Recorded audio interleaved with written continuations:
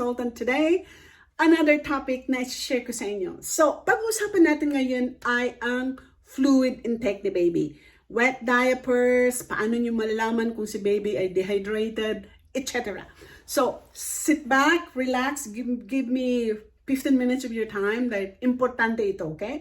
Maraming babies na pumupunta sa kliniko na hindi alam ng mga nanay kung dehydrated ba ang baby, kung ilan ba talaga ang wet diaper ni baby, ilan ba talaga, kaano ba talaga kadami ang ipapa-feed ni baby para hindi may dehydrates baby. So today is like body fluids, and how much wet diapers kailangan talaga si baby everyday. So, depende sa edad ng babies.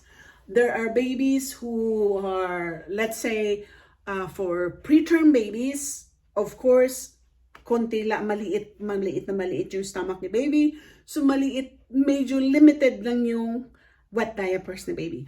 Now, paano nyo malaman na yung preterm na baby ninyo, kung tama ba yung intake na ginagawa ninyo? Let's say na discharge na kayo sa hospital. So, in the hospital, while you gave birth, let's say, ang baby nyo is 2 weeks early. So, preterm. Minsan, nilalagayan siya sa, kung medyo may complication, binabalik si baby sa incubator, okay? Depende sa humidity, the level of humidity sa loob ng room or sa loob ng incubator. Depende sa temperature inside the room, outside the incubator. Yung humidity, level of humidity sa room temperature ng hospital, it can affect kung ilan ang ma-evaporate or ma-soak na wet diaper doon sa fluid na intake ni baby. Okay? O, ulitin ko.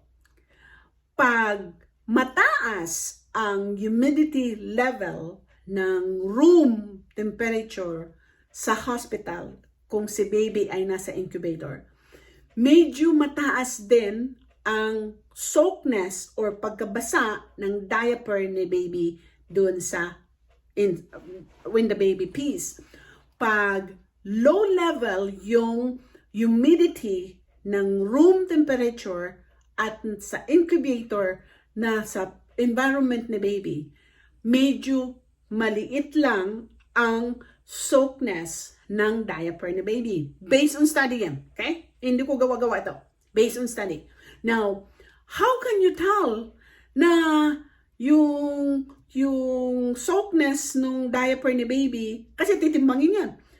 Pag ikay magaling na, pag ang nurse nyo talagang inialagaan yung mga babies nyo, let's say babies na may complication o babies na nag-dehydrate, talagang kailangang timbangin yung soaked diaper ni baby at yung i-monitor kung ilang amount ng milk na tinitake ni baby o ilang minutes si baby nag-latch para during the nurse assessment, malalaman ng nurse kung kulang ba, dehydrated ba si baby, ilang beses ba si baby may soak or wet diaper, gaano ba ka-soak yung diaper ni baby. So, if you are, that's in the hospital scenario, okay?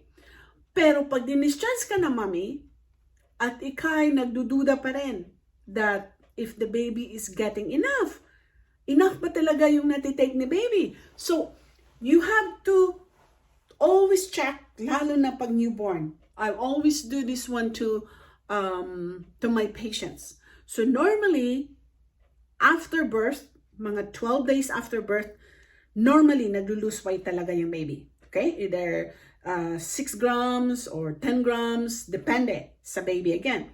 Now, nag-lose weight talaga yan. After 2 weeks, bumabalik yung timbang ng birth weight ni baby. So, if your baby is born like 6.8 pounds, probably after 2 weeks, nagiging 6.2 na lang or 6.3. Depends again. Now, kung si nanay maraming gatas after you discharge, at alam mo ang baby mo is maliit, okay, alam mo ang baby mo may problema sa weight, when you gave birth. Pag very constant or frequent feeding ginagawa mo every 2 hours, some moms would do every hour, effective latch yun ha, effective latch, then hindi masyadong mag-lose weight ito after 12 weeks. Kailangan yung gawin yan pag sa tingin nyo, lalo na pag mabuntis kayo ngayon, okay? Hindi natin alam. When you gave birth, mababa ang timbang ng babies nyo. Kailangan nyo talagang i-maintain ito or wala kayong choice, konti lang gatas nyo, then you have to add supplementation para magiging sufficient yung intake ni baby. Dapat i-guide kayo kung anong ilang amount, gaano kadami ibibigay nyo para hindi may dehydrate si baby nyo. Now, I mentioned this before. Ang baby na dehydrated, sometimes feeling like lethargic, meaning matamlay, na parang walang, hindi ko malaman kung anong other term ng lethargic. Matamlay siya, nang lalalim yung dito niya, at yung skin turgor ng baby, sinushow ko na ito before sa inyo, okay? When you pinch it, tapos hindi nag-change after 3 to 5 seconds, sometimes that's an indication na si baby is dehydrated. Ganun din pag mga elderly na napapunta tuloy ako sa elderly. Pero ganun din ang tinitest ko pag yung mga elderly dehydrated, skin test ang sometimes ginagawa ko, or you look at under eye kung talaga bang si baby is dehydrated. So, sometimes dito sa bibig nyo makikita, dito talaga sa bibig makikita pag dehydrated ang baby nyo, na tuyong-tuyo yung mucous membrane ng babies ninyo, yung inside the mouth, tuyong-tuyo, lalo na yung saliva. Walang dry ang saliva. So, it's always good to monitor kung anong status ng feeding ninyo, dahil lalo na pag dinischarge ka na sa hospital na hindi sufficient yung teaching na binigay sa inyo, you need to pay attention on how you're feeding your baby. Kailangan ninyo yun, okay? When it comes to checking kung ano yung kailangan, kung kulang ba ng fluid si baby, always look at the mouth. You can check dito sa eye area ng baby. Now, think about it. Kung sino pa yung preterm, kung sino pa yung babies na maliliit ang timbang, yun ang kailangang i-monitor nyo talaga. For big babies like this, based on study, mas malaki yung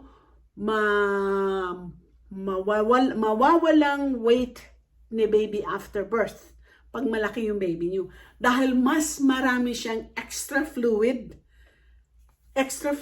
na after 12 days, after 2 weeks, bumababa yun sa katawan at nag-evaporate yun at na numiihi, nawawala, na-excrete yun.